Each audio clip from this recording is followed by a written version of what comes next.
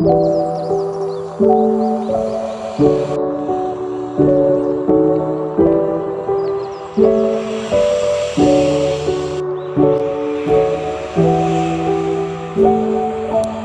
lupa di subscribe, di komen, dan juga di like ya. Share juga ke teman-teman kalian semua.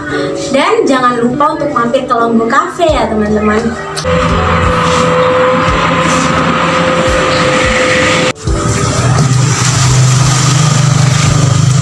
Assalamualaikum teman-teman. Kenalin, namaku Nurul Fitria. Aku dari program studi Sejarah Peradaban Islam, Fakultas Usuluddin Adam dan Humaniola. Salam kenal ya. Baik, pada kesempatan kali ini aku ingin mengajak kalian untuk mengkaji sedikit mengenai problematika yang terjadi di Indonesia pada akhir-akhir ini. Nah, pada kali ini aku akan membawakan dua topik yang dimana topik-topik tersebut sedikit menjelimet ya, juga bikin pusing lah intinya. Tapi juga perlu kita cermati dan perlu kita beri perhatian lebih. Ya, karena itu juga menyangkut kewarganegaraan kita ya.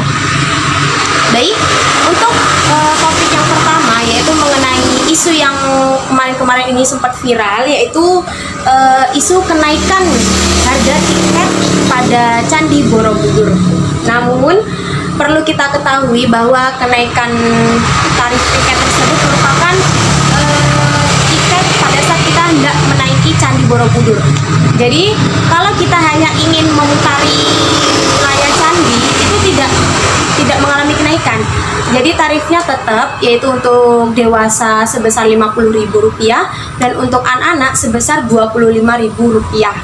Nah, pada saat rapat, Bapak Luhut sendiri telah menetapkan bahwa beliau akan memberi aturan untuk mengurangi kapasitas wisatawan yang hendak menaiki Candi Borobudur, yaitu dengan menerapkan sistem kuota sebesar 1.200 orang per harinya. Nah, pada saat itulah kebijakan kuota tersebut menetapkan biaya khusus untuk wisatawan yang hendak menaiki Candi Borobudur dengan harga atau tarif sebesar Rp750.000 untuk wisatawan Nusantara atau wisatawan lokal. Untuk wisatawan mancanegara sendiri mencapai tarif sebesar $100 dan untuk pelajar maupun yang sedang study tour itu cukup Rp5.000 saja. Selain itu, Bapak Luhut Panjaitan sendiri memberi keterangan bahwa dengan menetapkan tarif sebesar itu, beliau menginginkan, beliau mengupayakan untuk menjaga kelestarian Candi Borobudur sendiri, yaitu dengan cara menetapkan tarif yang tinggi dan juga memberi aturan penetapan kuota tersebut. Nah, akan tetapi jika dengan harga sebesar Rp750.000 itu apakah masuk akal hanya untuk upaya konservasi ataukah ada upaya-upaya lainnya? Ya, kita juga nggak tahu. Cuman ya itulah mengapa kita harus sedikit memberi perhatian terhadap problematika yang terjadi akhir-akhir ini. Lalu Bapak Luhut Panjaitan sendiri menegaskan bahwa Candi Borobudur akhir-akhir ini sedang mengalami kerentanan, yang dimana kerentanan tersebut diakibatkan oleh dua faktor. Faktor pertama yaitu faktor alam dan juga faktor manusia.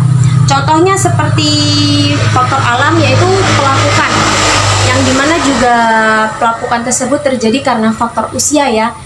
Kita kan juga tahu bahwa Candi Borobudur ini sudah berdiri sangat lama.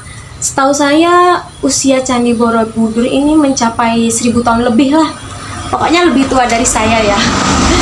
Jadinya pelapukan tersebut dapat dapat merusak bangunan-bangunan candi. Selain itu, dari faktor alam sendiri juga merupakan salah satu dampak dari erupsi gunung berapi, yang dimana abu vulkaniknya itu dapat menyebabkan kekeroposan pada bangunan candi. Selain itu, ada juga faktor alam yaitu gempa bumi. Akan tetapi apabila gempa bumi yang terjadi dengan skala yang kecil, maka insya Allah tidak akan berdampak kepada Candi Borobudur. Akan tetapi sebaliknya, jika skala gempa bumi yang terjadi itu besar, kemungkinan besar akan berdampak sekali kepada Candi Borobudur. Lalu kemudian ada juga dikarenakan faktor manusia, yang dimana manusia sering lalai dan enggan untuk mengikuti peraturan-peraturan yang telah ditetapkan. Contohnya yaitu simpelnya membuang sampah sembarangan. Soalnya banyak orang yang sering meninggalkan sampah di setiap sudut-sudut atau sela-sela candi. Dan juga sebenarnya kan sudah diberi pernyataan kan bahwa larangan untuk menaiki stupa atau bangunan atau patung. Tapi tetap saja ada manusia-manusia atau wisatawan-wisatawan yang melanggar hal tersebut. Yang dimana hal tersebut bisa menyebabkan kerapuhan pada patung tersebut. Seumpamanya patung atau batu, lalu kita sendiri dengan bobot kita yang lebih berat daripada si batu, otomatis batu tersebut akan jatuh kan. Maka dari itu akan merusak cagar budaya yang selama ini berusaha dilestarikan oleh pemerintah. Maka dari itu kita sesama wisatawan setidaknya bisalah menjaga budaya-budaya Indonesia agar tetap terlestarikan hingga generasi selanjutnya. Kemudian dari beberapa artikel yang saya baca, salah satu alasan kenaikan tarif itu merupakan upaya untuk mengurangi pengunjung. Jadi dengan dinaikkannya tarif tiket, maka diharapkan pengunjung akan jarang untuk mendatangi Candi Borobudur. Namun, di sini pakar bidang opini publik dan Partai Politik Universitas Muhammadiyah Yogyakarta, yakni Profesor Dr. Tulus Warsito MSI, menyebut wacana kenaikan harga Candi Borobudur itu mengabaikan psikologi politik masyarakat. Seakan-akan pemerintah itu tidak memikirkan dampak yang akan dirasakan oleh masyarakat itu sendiri. Menurut dia, kenaikan harga tiket tersebut tergolong fantastis sekali. Ya benar saja, 750.000 hanya untuk menaiki Candi Borobudur, itu pun hanya sekali ya. Buat saya itu sangat mahal sekali. Alhasil wacana tersebut membuat geger para masyarakat, menimbulkan banyak pro dan kontra antara berbagai golongan dan juga berbagai kaum, baik itu kaum muda ataupun kaum tua. Selain itu, Yayasan Lembaga Konsumen Indonesia menilai bahwa kenaikan tersebut bukanlah upaya konservasi seperti yang disampaikan oleh pemerintah, melainkan untuk kepentingan komersialisasi. Wah, itu sepertinya sudah tidak asing lagi ya, kepentingan komersialisasi hanya untuk mendapatkan cuan-cuan. Menyikapi hal tersebut, menurut Profesor Tulus, seharusnya pemerintah tidak 100% berkuasa secara politik, karena kepemilikan dan pemeliharaan Candi Borobudur juga menjadi tanggung jawab oleh UNESCO. Karena apa? Karena UNESCO lah yang menetapkan Candi Borobudur sebagai cagar budaya. Kemudian saya berpikir, jika pemerintah tidak ingin adanya gejolak dari masyarakat yang menyampaikan pro dan kontra, seharusnya pemerintah juga berpikir lagi untuk menetapkan harga sekian. Karena ya itu kembali lagi kepada masyarakat, bahwa masyarakat di sekitar Candi Borobudur itu sangat menggantungkan ekonominya terhadap wisatawan-wisatawan yang sedang berlibur di Candi Borobudur. Menurut saya, bagi seorang pelajar atau mahasiswa, harga segitu merupakan harga yang sangat fantastis sekali. Dan jika hal tersebut akhirnya ditetapkan oleh pemerintah, maka saya akan berspekulasi bahwa wisata tersebut hanya diperuntukkan untuk orang-orang yang memiliki uang saja. Sedangkan orang yang tidak memiliki uang, ya apa daya, mereka tidak bisa untuk menikmati budaya Indonesia itu sendiri. Memang benar saja, para generasi itu bisa mendapatkan informasi-informasi itu dari Google, YouTube, atau media sosial lainnya. Namun alangkah lebih baiknya kan siswa atau para murid itu dapat menikmati dan dapat mempelajari secara langsung apa yang ada di Candi Borobudur tersebut, baik relief-reliefnya, baik stupa ataupun lain-lainnya. Karena kan setiap bangunan pasti ada sejarahnya kan. Jadi lebih baiknya jika pelajar itu mengetahuinya secara langsung.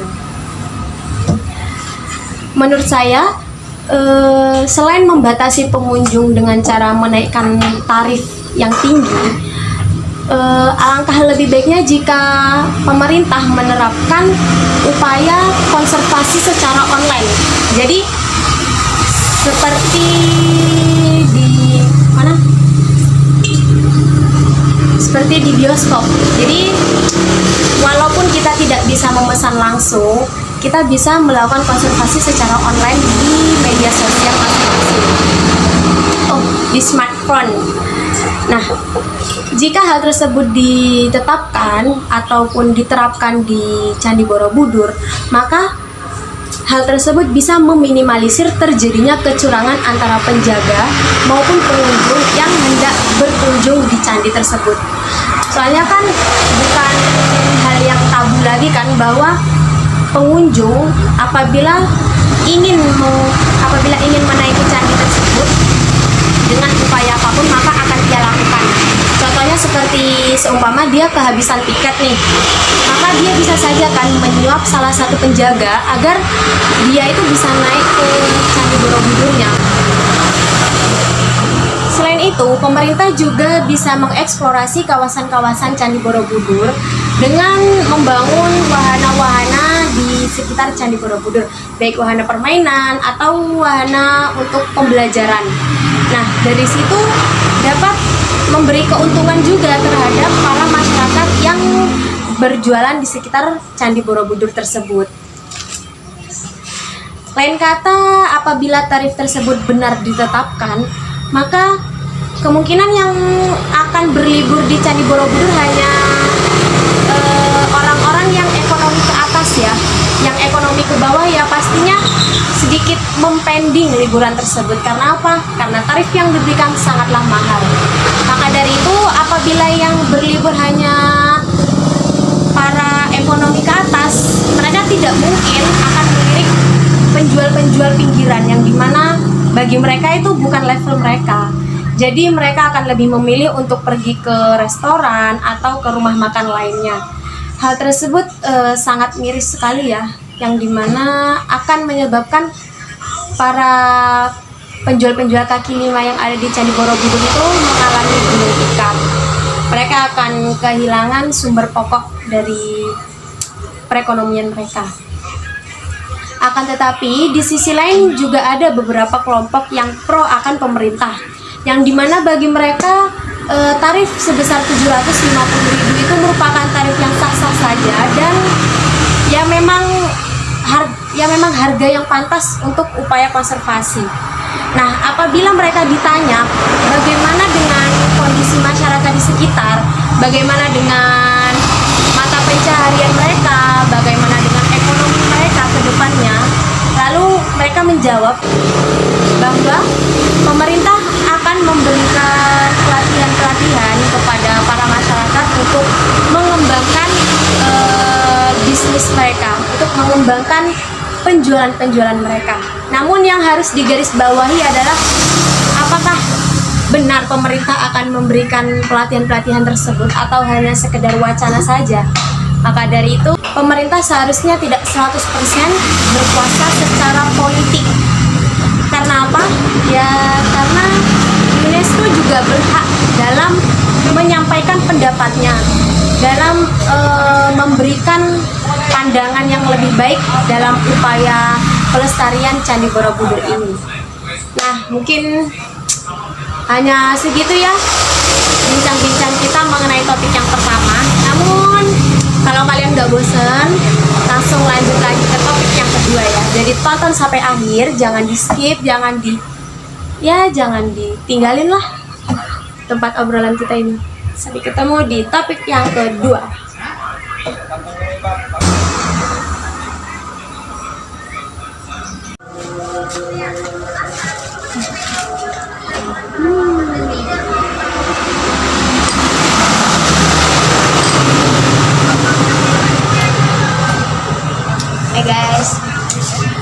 langsung aja ya ke topik yang kedua, yaitu mengenai kondisi politik di Indonesia pada saat ini.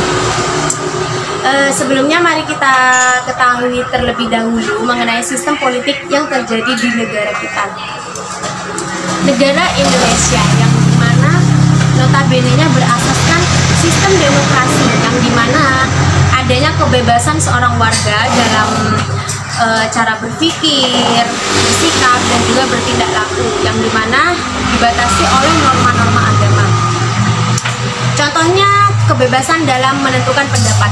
Pada pemilihan umum, kita sebagai warga Indonesia diberikan hak pilih untuk bebas memilih calon-calon siapa yang akan kita pilih sebagai penguasa di negara kita, baik itu pemilihan gubernur, bupati, ataupun presiden sekalipun.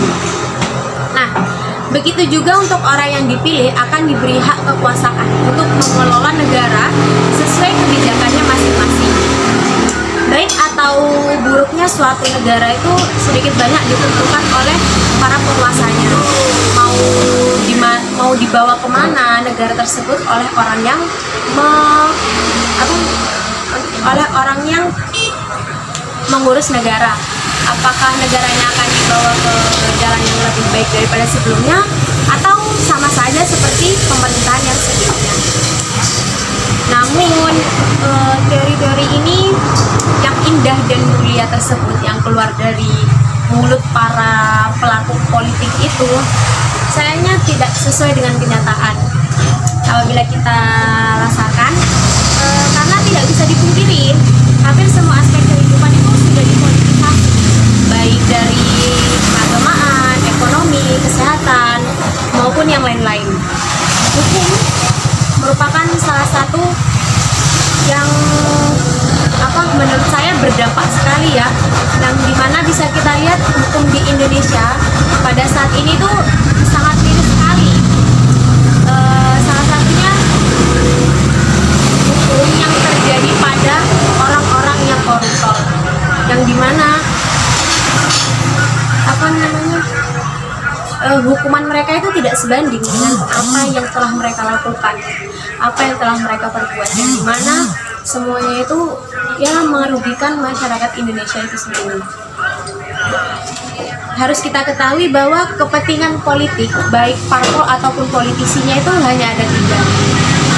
Ya meskipun bukan semuanya ya, pasti ada 1-2 yang benar-benar memiliki tujuan yang murni untuk memajukan suatu negara tersebut. Tapi ya tidak menutup kemungkinan bahwa para politisi ini hanya menginginkan 3 hal tersebut, yaitu kekayaan, kekuasaan, dan juga ketenaran. Ya, perlu kita tahu juga salah satu strategi parpol dalam mengusung calon-calonnya, mereka lebih memilih calon yang aspek popularitasnya itu sangat dikenal masyarakat, daripada mengusung calon yang kualitasnya itu lebih baik. Karena apa? Karena jika seorang politisi yang dimana popularitasnya atau sudah punya gambaran baik di mata masyarakat, maka masyarakat akan lebih condong untuk memilih politisi tersebut. Karena apa? Bagi masyarakat, politisi tersebut dianggap, oh ini lebih baik sepertinya apabila ia menjabat sebagai ini dan itu, begitu. Pada saat ini kualitas politisi itu tidak dapat ditemukan yang kompeten, negarawan, dan berintegritas. Hal-hal tersebut sangatlah sulit untuk kita temukan pada politisi masa kini. Biasanya para parpol dan politisi tersebut sebelum diadakannya pemilu, mereka akan melakukan kampanye terlebih dahulu di daerah-daerah yang mereka calonkan. Seumpamanya di daerah A, maka si calon A yang ingin mencalonkan dirinya menjadi bupati di daerah A, maka ia akan melakukan kampanye di daerah A tersebut. Yang dimana kampanye itu kan merupakan suatu upaya untuk mencapai pencapaiannya. Maka dari itu isi dari kampanye tersebut yaitu mereka akan mendeklarasikan visi dan misi mereka, kemudian barulah melancarkan misi sebenarnya dari kampanye tersebut, yaitu memberikan iming-iming kepada masyarakat. Ya, seperti yang pernah saya rasakan di daerah saya sendiri, yaitu ada salah satu calon yang ingin mencalonkan dirinya sebagai bupati. Dia mendatangi desa saya untuk berkampanye. Halusnya itu ya kayak silaturahmi lah, silaturahmi, berbincang-bincang mengenai visi dan misinya, kemudian memberikan iming-iming kepada masyarakat desa sekitar, seperti ayo kamu saya berikan minyak, beras, tapi kamu nanti waktu pemilihan umum pilih saya ya, jangan lupa coblos nomor 1. Contohnya seperti itu. Itulah sedikit dari banyaknya upaya-upaya para politisi dalam memenuhi ambisinya, yang dimana ia tidak akan keberatan melakukan apapun itu agar ambisinya itu terpenuhi. Tapi perlu kalian tahu juga, dalam mencalonkan diri itu tidak ada yang gratis ya, karena memang di dunia ini tidak ada yang gratis, say. Semuanya itu membutuhkan cuan dan cuan. Jadi dari yang saya ketahui, para politisi-politisi yang mencalonkan diri itu biasanya menghabisi sampai ratusan juta rupiah atau bisa saja sampai miliaran rupiah, yang dimana ongkos tersebut biasanya hanya digunakan untuk berkampanye, yang dimana dana tersebut meliputi dari atribut kampanye, tim pemenang, ya kayak tim suksesnya lah, serta penggunaan media elektronik dan cetak. Kemudian ada juga ongkos konsultasi dan survei melalui berbagai lembaga konsultan dan lembaga survei. Prima ya. Jadi buat kalian yang punya cita-cita untuk menjadi seorang politisi, jadi harus punya banyak uang ya, selain berilmu juga.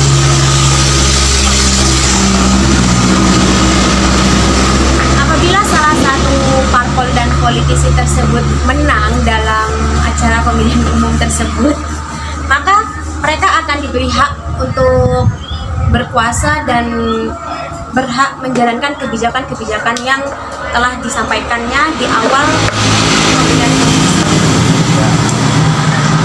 Jadi nggak heran kalau hasil penelitian itu menunjukkan bahwa praktek politik uang di Indonesia adalah yang terbanyak nomor 3 di dunia. Oleh karena itu korupsi, kolusi, dan nepotisme yang masih terjadi tidak lain dan tidak bukan adalah bersumber dari politik itu sendiri. Memang kalau dilihat politik di Indonesia ini sangat buruk ya mungkin, tapi ada satu kalimat yang saya ingat betul dari dosen saya, Bapak Mawardi Purbo Sanjoyo. Beliau mengatakan bahwa politik itu baik, hanya saja orang-orang yang menjalankannya yang tidak baik. Maka dari itu bisa saya simpulkan, jadi jika seseorang sudah tahu, sudah mengalami nyamannya bangku kekuasaan, maka dia akan dibutakan dengan yang namanya kekayaan dan juga ketenaran. Maka dari itu selain berkuasa, kita juga harus menebalkan iman kita ya teman-teman. Karena jika kita beriman, jika iman kita kuat, maka kita tidak akan mudah terpedaya dan tidak akan mudah terjerumus dengan kata-kata, dengan iming-iming duniawi yang dimana semuanya itu hanya bersifat sementara, yang akan dimintai pertanggungjawabannya kan di akhirat nanti. Selain itu banyak lagi masalah-masalah yang bersumber dari politik, seperti yang terjadi beberapa tahun yang lalu mengenai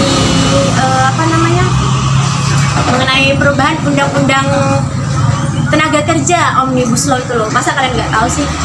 Itu sekitar terjadinya itu sekitar pada tahun 2020, yang dimana masalah politik tersebut sampai-sampai membuat geger para mahasiswa, sehingga mereka saling bersatu untuk melakukan perlawanan, seperti melakukan aksi-aksi mereka lah untuk untuk menegakkan keadilan di antara antara para petani dan juga para masyarakat di Indonesia. Selain itu, dapat kita lihat juga dalam beberapa waktu yang lalu, dunia juga diresahkan dengan munculnya wabah COVID-19, yang dimana hal tersebut tidak mematahkan semangat para penguasa yang selalu memiliki niat buruk. Cosplay jadi tikus berdasi itu loh, masa kalian nggak tahu? Ya kan? Kalau kita flashback sebentar, di tanggal 6 Desember 2020, KPK akhirnya menetapkan mantan Menteri Sosial Juliari Batubara sebagai tersangka kasus dengan suap bantuan sosial penanganan COVID-19. Bersama dengan kelima teman-temannya, mereka dijerat hukum, divonis 12 tahun penjara dan denda sebesar 500 juta rupiah di Pengadilan Tindak Pidana Korupsi Jakarta pada Senin 23 Agustus tahun 2021. Selain itu banyak juga masalah-masalah politik yang bermunculan akhir-akhir ini. Contohnya seperti permasalahan minyak goreng yang sempat viral, yang sempat menggegerkan para ibu-ibu bahwa minyak goreng langka, yang akhirnya berdampak pada harga minyak goreng tersebut yang melonjak drastis, tinggi banget, mahal banget. Akan tetapi beberapa waktu kemudian muncul sebuah berita yang dimana hal tersebut berujung pada tindak korupsi mengenai pemberian izin ekspor CPO atau bahan baku minyak goreng yang masih berlangsung hingga sekarang. Total terdapat 5 orang tersangka yang telah ditetapkan oleh Kejaksaan Agung dalam kasus ini, yakni Lin Chewei, yaitu bahasa Cina ya, mohon maaf kalau pelafatannya salah, Indrasari Wisnuwardana, Master Farudian Manggor, Stanley MA, dan juga Pisyare Caburi Sitanggam. Kelimanya merupakan berasal dari kalangan atas. Jangan lupa kalangan atas, yang dimana para penguasa, hanya para penguasa lah yang berani untuk bermain dengan kekuasaannya itu sendiri. Karena apa? Ya karena mereka memiliki aksesnya sehingga mereka mudah dalam melakukan tindak pidana tersebut. Jadi tinggal satset gitu loh. Selain itu ada juga mengenai problem tiket Candi Borobudur yang wacananya akan dinaikkan sebesar Rp750.000 yang sudah saya bahas di topik yang pertama itu. Jadi jika kita melihat problematika yang terjadi di Indonesia ini tidak ada habisnya ya, karena selalu muncul terus hilang, muncul hilang lagi, hanya begitu saja. Jadi mungkin sudah cukup ya bicara-bicara kita sejak beberapa menit yang lalu mengenai permasalahan politik yang mewarnai